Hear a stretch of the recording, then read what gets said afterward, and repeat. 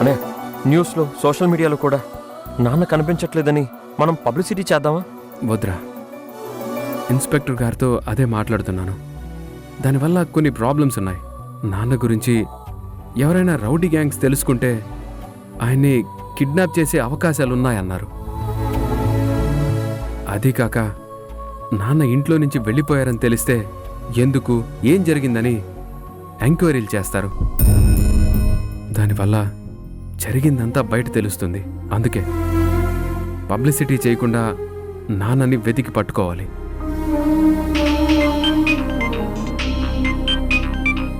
ఇదిగో అమ్మ ఫోన్ చేస్తుంది, నాన్న గురించి అనుకుంటా.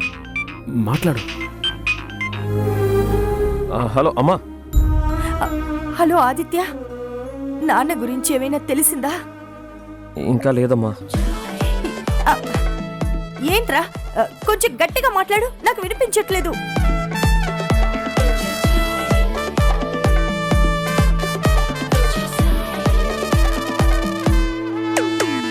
అమ్మా ఏంటమ్మా ఆ గోలేంటి? ఏం లేదులేరా. ఇంతకీ మీ నాన్న సంగతి ఏమైంది? ఎంక్వైరీ చేస్తున్నావమ్మా, ఇంకా దొరకలేదు.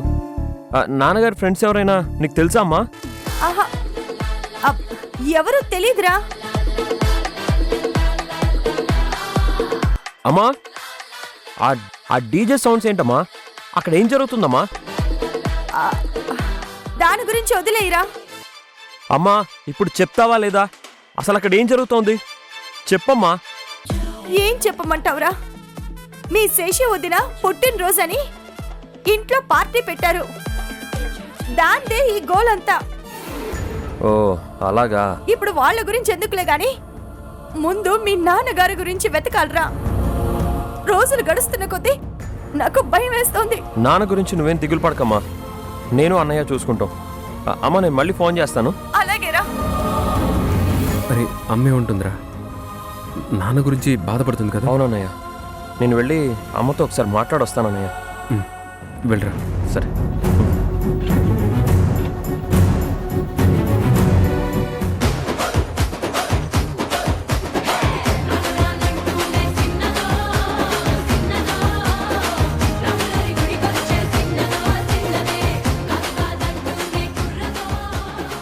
తాతయ్య, టాబ్లెట్లు వేసుకోండి. దేనికమ్మా? ఈ టాబ్లెట్లు వేసుకొని ఆరోగ్యం బాగా చేసుకుంటే ఇంకో 4 రోజులు ఎక్కువ బ్రతకాల్సి వస్తుంది. ఈ నరకం చూసేదానికంటే తొందరగా పోవడమే మంచిదమ్మా. అవే మాటలు తాతయ్య. ఏం చేయమంటావమ్మా? దీర్ఘాయుష్ అనేది మనిషికి వరం కాదమ్మా, శాపం. 3 తరాలు చూసిన ఆ భీష్మ పితామహుడు కూడా తన మనవళ్ళు తన కళ్ళ ముందే కొట్టుకొని చచ్చిపోతున్నా ఏమీ చేయలేక నిస్సహాయ స్థితిలో నిలబడిపోయాడమ్మా. ఇప్పుడు నా పరిస్థితి అలాగే ఉందమ్మా. కానీ ఆ మహానుభావుడికి ఆయన ఎప్పుడు పోవాలో ఆయన చేతుల్లో ఉంది. కానీ నాకు అవకాశం లేకుండా పోయిందమ్మా. అంత మాట అనకండి తాతయ్య. మీరు బాగుండాలి, నా కోసమైనా మీరు బాగుండాలి తాతయ్య. ఇంతకాలం నేను నీకోసమే బ్రతుకున్నానమ్మా. కానీ నీకు జరుగుతున్న అవమానాలను చూసి తట్టుకోలేకపోతున్నాను తల్లి. పెద్దరికం అనేది గౌరవం అవ్వాలి, కానీ బలహీనత కాకూడదమ్మా. అలాంటి పరిస్థితి వస్తే ఆ పెద్దవాళ్ళు బ్రతకడం దండగా.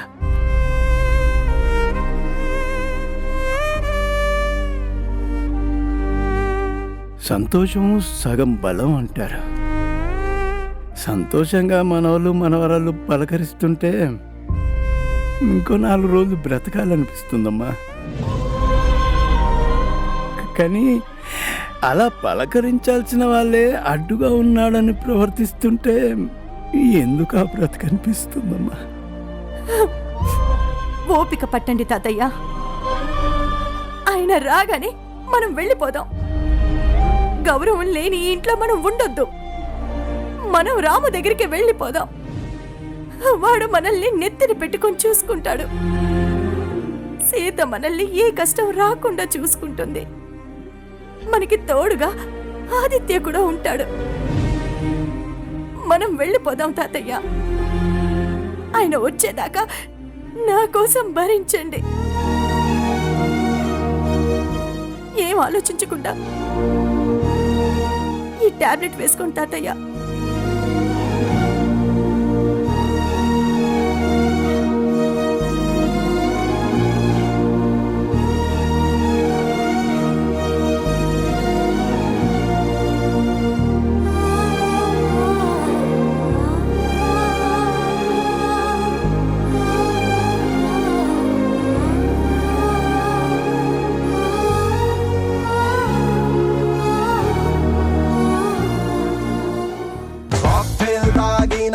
నేను నెక్ టై కట్టుకున్న కాకి నేను, కొంచెం లూజ్ కొంచెం టైట్ నేను, దారం తెంచుకున్న కైటు నేను, శనివారం రచ్చగున్న నైటు నేను, కొంచెం రాంగ్ కొంచెం రైట్ నేను, वैसे टकीला मैं हूँ अकेला, रावे ओ पिल्ला मैं मजनू तू लैला, हम तुम इवाला something अरेला, రం పంచుకోలా ప్రపంచం వినేలా, come to the party Subbalaxmi, welcome to the party Abbatachmi, come to the party Subbalaxmi, welcome to the party Abbatachmi, come to the party Subbalaxmi, welcome to the party Abbatachmi, come to the party Subbalaxmi, welcome to the party Abbatachmi.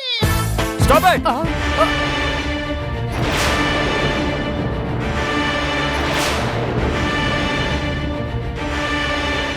రే ఆదిత్య, ఏంట్రా ఏం నువ్వు చేస్తున్న పని? నేను అడుగుతుంది కూడా అదే. ఏంటి నువ్వు చేస్తున్న పని? ఆ? ఏం చేస్తున్నావు? ఇది ఇల్లా లేదా నైట్ క్లబ్బా? రేయ్, నా కూతురు బర్త్డే సెలబ్రేట్ చేసుకుంటున్నాం, నీకేంట్రా బాధ? నాకు బాధ. బర్త్డే సెలబ్రేషన్ చేసుకుంటారా మీరు? ఇంట్లో మనిషి కనిపించకుండా పోతే ఆ సంగతి పట్టించుకోకుండా మీరు బర్త్డే సెలబ్రేట్ చేసుకుంటున్నారా?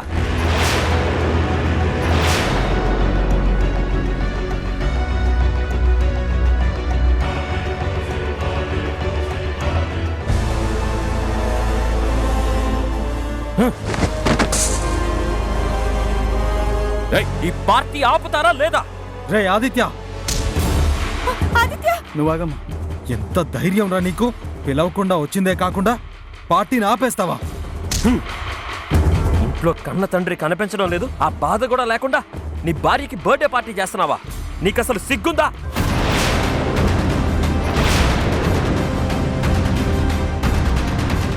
మీ అందరినీ ఒకే ఒక్క ప్రశ్న అడుగుతున్నాను. మీ ఇంట్లో మీ ఫ్యామిలీ మెంబర్స్ ఎవరైనా కనిపించకుండా వెళ్ళిపోతే మీరు ఇలాగే పార్టీ చేసుకుంటారా?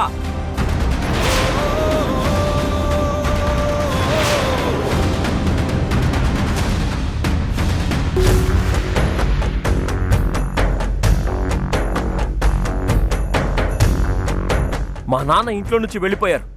మేమందరం ఆయన గురించి ఊరంతా వెతుకుతున్నాం, కానీ ఎక్కడా కనిపించలేదు.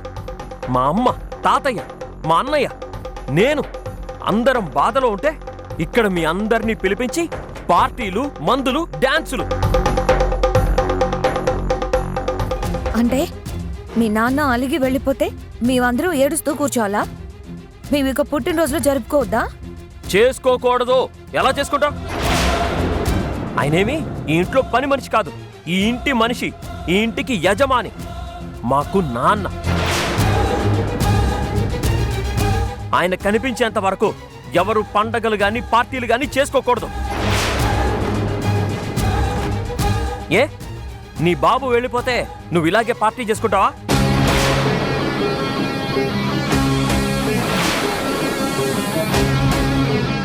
ఏయ్, అనవసరంగా మా డాడీని ఇన్వాల్వ్ చేయకు.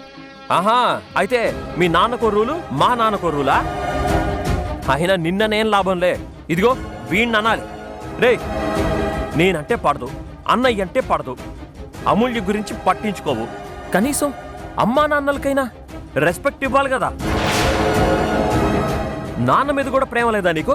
ఛే, నాన్న ఎక్కడికో వెళ్ళిపోతే పోతే పోయాడులే అనుకుని నీ పెళ్ళాంతో కలిసి డాన్సులు చేస్తావా? అసలు నువ్వు మనిషివేనా?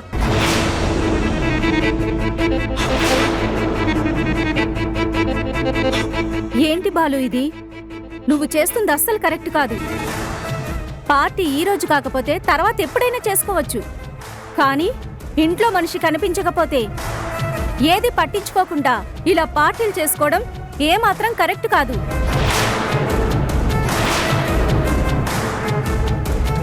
అసలు ఈ విషయం తెలిస్తే మేము అస్సలు వచ్చేవాళ్ళమే కాదు. పదండి వెళ్దాం.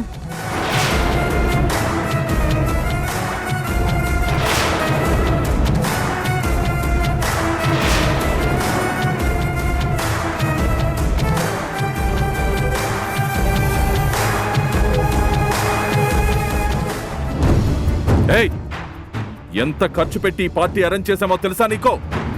నువ్వొచ్చి పార్టీని నాశనం చేసి అందరినీ పంపించేశావు. హ, రేపు నువ్వు పోయాక కూడా నా డబ్బులతోటి ఇంతకంటే పెద్ద పార్టీ అరేంజ్ చేస్తానులే. రే ఆదిత్య, ఏయ్ నోర్మయ్, నాకంటే పెద్దోడివి కాబట్టి ఇంతకంటే ఎక్కువ మాట్లాడలేకపోతున్నాను. ఏదైనా పని చేసే ముందు నలుగురు మెచ్చుకునేలా ఆలోచించాలి, అంతేగాని ఇలా నలుగురు తిట్టుకునేలా చేయకూడదు. కనీసం ఈ పార్టీని ఇంట్లో కాకుండా బయట ఎక్కడో పెట్టుకుని ఉంటే నేను ఇంత ఫీల్ అయ్యేవాడిని కూడా కాదు. నిన్ను ఏమి అనలేక, కళ్ళ ముందు నువ్వు చేస్తున్న దారుణాన్ని చూడలేక అమ్మా తాతయ్య అసలు ఎంత కుమిలిపోతున్నారో ఒక్కసారైనా ఆలోచించావా?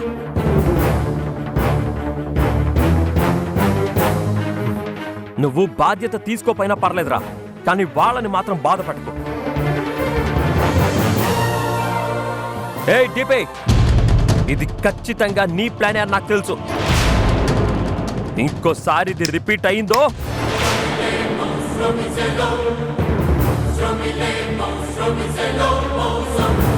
రేయ్, ఆదిత్య ఏం చేస్తున్నావు?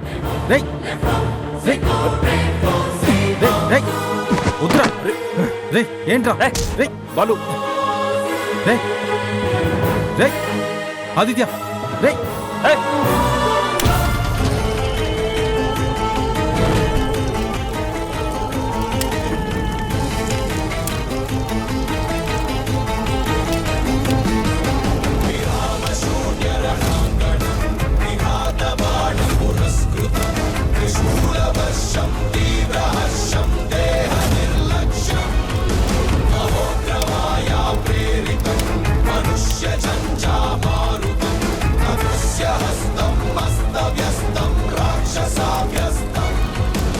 ఇంకోసారి ఇంట్లో పార్టీలు కీర్తీలు అన్నారంటే మొత్తం తగలబెట్టేస్తాను.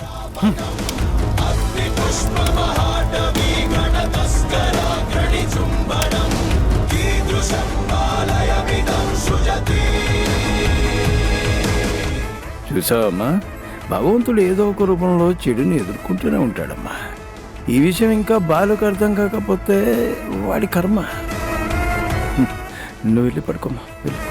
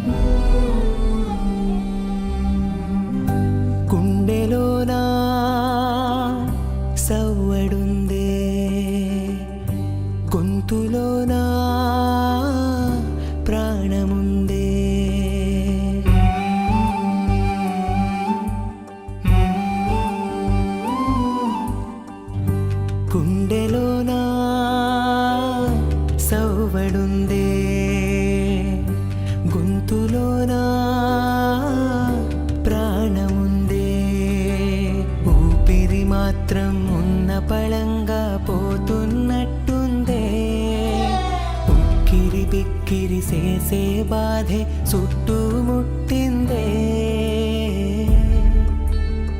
ఓరోరి దేవుడో ఎన్నెన్ని సితారాలు సేతావు నీ రాతలో, నీ చేతి బొమ్మలా ఈ నేల మీద మేము ఆడాలి ఎన్ని ఆటలో ఓరోరి దేవుడో ఎన్నెన్ని సితారాలు సేతావు నీ రాతలో నీ చేతి బొమ్మలా ఈ నేల మీద మేము ఆడాలి ఎన్ని ఆటలో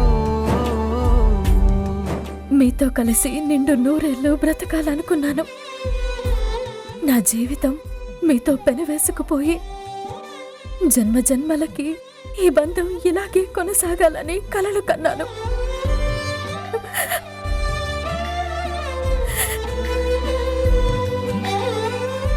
కానీ ఎవరి చూపు పడిందో, ఏ శాపం తగిలిందో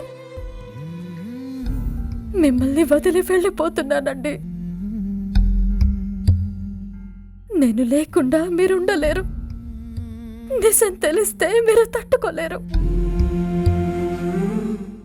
నా వల్ల మీ జీవితం నాశనం కావడం నాకిష్టం లేదు. అందుకే నేనొక నిర్ణయం తీసుకుంటున్నాను. మీ భార్యగా నాకు ఇదే ఆఖరి రోజు.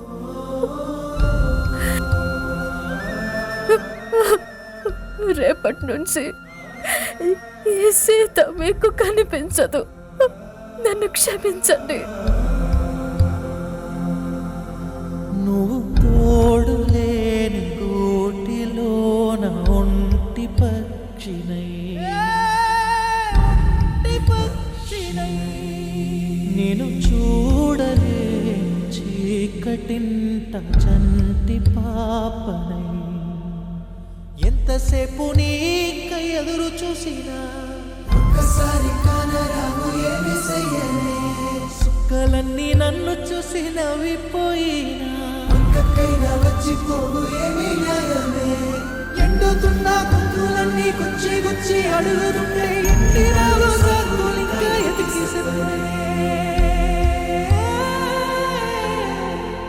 కళ్ళు రెండు చేపలల్ని నిదురమాని చూస్తా ఉంటే ఏమి గట్టు కథలు చెప్పి నిదుర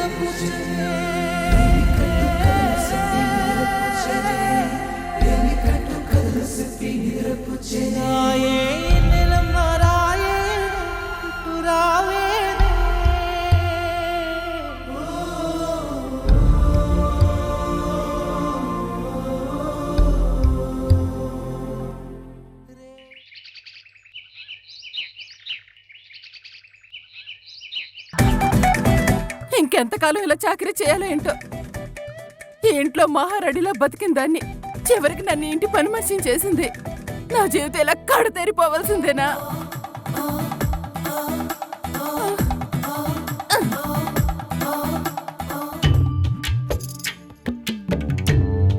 అమ్మా, ఎన్ని చుక్కల ముగ్గు పెట్టాలో ఏంటో ఈ అమ్మోరు తల్లికి.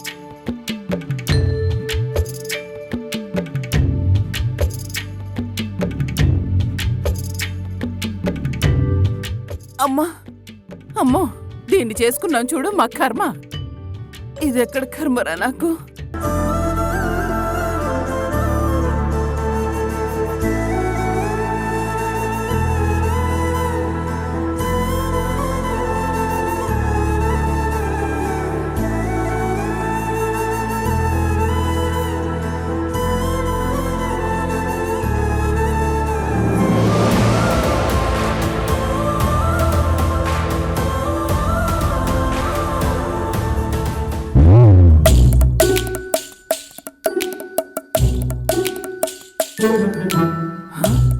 ఇదేంటి హారతి తీసుకుని వాడి గదిలోకి వెళ్ళింది?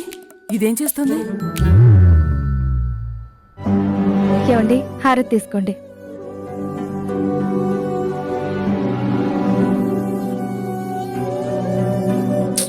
నాకేమొద్దు.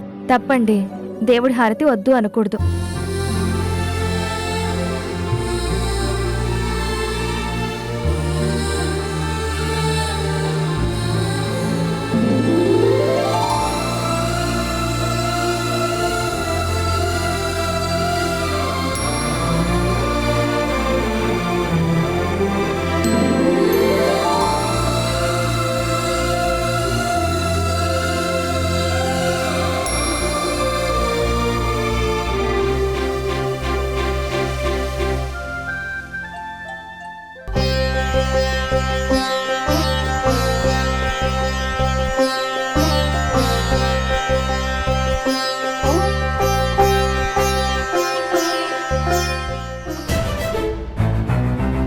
అమ్మో అమ్మో అమ్మో, ఈ రాక్షసి ఆ చందుకి హారతిచ్చి మెల్లగా తన కొంగును కట్టేసుకునే ప్రయత్నం చేస్తుంది. వాడికి అన్ని సేవలు చేస్తుంది. ఈ పిచ్చోడు మెల్లగా దాని వల్ల పడిపోతాడేమో ఏమో అనుకున్నాను, కానీ ఓ అమూల్య చాలా తెలివైంది. సమయం చూసి మెల్లగా వాడిని దారిలో పెట్టుకునే ప్రయత్నం చేస్తుంది. నిజంగా వాడు దాని వల్ల పడ్డాడు అంటే ఇక మనం ఏమీ చేయలేం. వెంటనే వాడిని దారిలోకి తెచ్చుకోవాలి. తెచ్చుకోవాలి.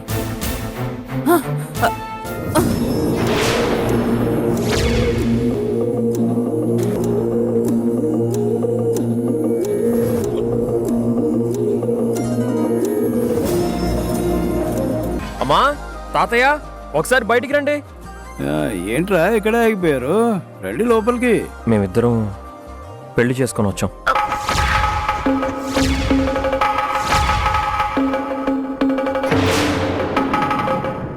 ఏంట్రా నువ్వనేది? పెళ్లి చేసుకోవడం ఏంటి? ఏంటోనమ్మా, అనుకోకుండా అలా జరిగిపోయింది. అమరాని, ఇంకా మనం చేయగలిగిందే ఉంది. హారతిచ్చి వాళ్ళని లోపలికి పిలువు. ఆగండి.